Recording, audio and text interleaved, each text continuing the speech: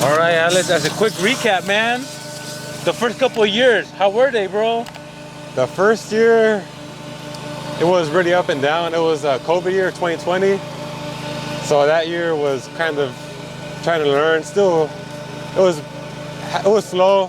And the second year, that's when I started to pick up a little more traction. And I started to realize exactly what I needed to do. And then once we got to this past summer and to today, it's been the busiest we've ever been. So what's the number one strategy that's working for you right now? The number one strategy for me right now would be posting on social media. Posting consistently on social media, all of my work. Posting that I'm always available. Instagram? Yeah, Instagram, yeah. Instagram. Only Instagram? Instagram and Google, I would say, are the two. I have Facebook, but I barely even post on Facebook. Let me ask you, because I feel the same way, but I just don't know how you do it. Like me, I upload every day, my schedule. Hey, I got openings. Here's some of my work, my results. Is that what you post or something different? Yeah, I do the same thing. And I see when you post on Instagram, I do something similar. Like on a Monday, I will post what my schedule is. This is my availability for Monday, Tuesday, Wednesday, throughout the whole week. And then people would just go ahead and send me a DM what time slot that they want to take. So Alex, talking about customers, we're actually at a repeat client's house right now. Yeah. How you get them? Do you remember? I actually got them. Yeah, I do remember. I was working out in here close by, and he just saw me working, and it happens a lot where people will see me working and they'll come up and ask for prices, and he didn't even second guess my prices. I told him my prices, and he told me when was my soonest availability. I came within a couple days, and it's already been about a year since I've been doing his cars. So, let me ask you, when you tell someone your prices, do you know right away if they're interested or not, or you kind of gotta guess? Yeah, you kind of know right away when they're interested or not. They'll usually pull out the let me talk to my wife card, or that they'll get back to you, and you just know that they will never get back to you. Alex, so you got 3 years in the game, new detailers out there.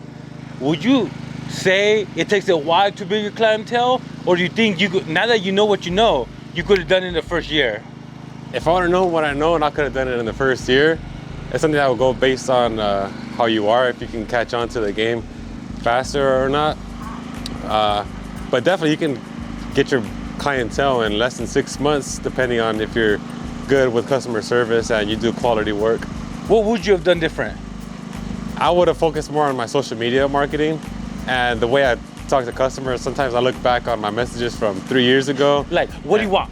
Yeah, like just what do you want, or just like I just give them just a price, and I don't even get into detail what comes in the package. He pretty much got like a full interior detail along with like the ceramic coating package, and that was like an $1,100 job. And he ended up telling me last night that he found me on YouTube. He was looking on YouTube. He saw me. What was it? I think I was like shampooing an interior, and he was impressed on how I made the dirty light interior back to its original state. And then he said, oh man, but I wonder if I need a clay bar. I wonder if you do ceramic coatings. And as he was thinking, you know, questioning himself, asking that, he was scrolling on my page, and he was like, oh man, he actually does do this stuff. So that's when he contacted me. He called me. I went about 3 weeks ago to give him an estimate, and then he finally went through, paid me his deposit last week.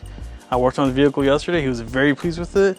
Told me that I now have a client for life with him, and that he's gonna refer all his friends and family to me. And that's all because I invested into YouTube, I invested into Raise. Let's talk about Google real quick. When you say Google, what do you mean? Ads, reviews, website? What would you say? I say a little bit of all of the above. More of Google reviews. If you start to Google my business page, it's completely free. That one I see it more a little bit kind of a long-term play, just because it takes time to get reviews. But that one is definitely the best one that works for me.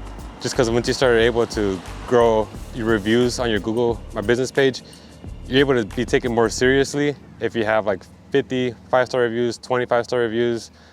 It's like if you go to a restaurant, you're not gonna go to a restaurant that has one-star review, or if it has no reviews, you're gonna prefer to go to a restaurant that has a ton of 5-star reviews and people are just raving about. Have you ever tried ads? Yeah, I tried ads.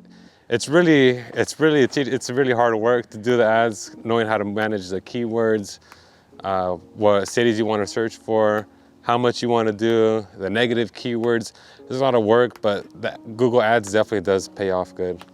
Now, Alex, this goes out to all the new detailers. A little controversial, bro, but no beef, right? No beef. Yeah, no beef.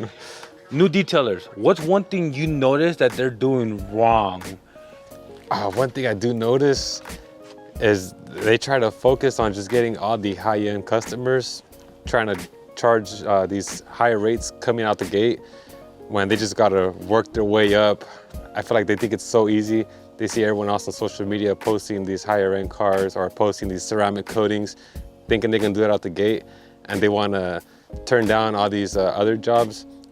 I think it's best to just take those, and it's gonna hurt, but take those cheaper jobs at first, get that experience, get anything that you can out of those cheaper jobs, and then you're gonna build a clientele, and then after that you can start raising up your prices, which will then cut off some of those cheaper clienteles that you have.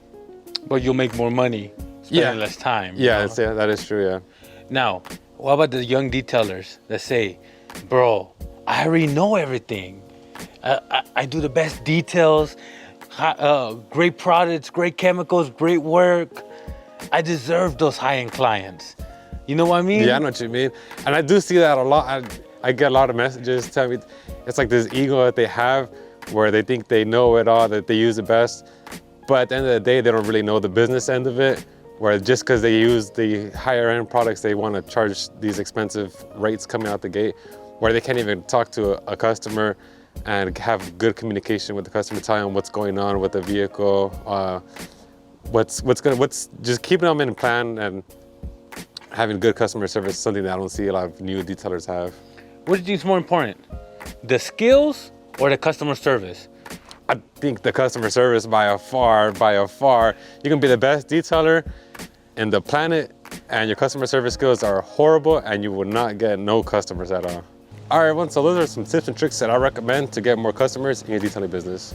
Let me know in the comments down below. Do you agree or disagree with me? Let's talk about it. And you can always go ahead and give me a follow on Instagram at _Empire Auto Detailing. And if you guys want to see more videos like this, just go ahead and like and subscribe.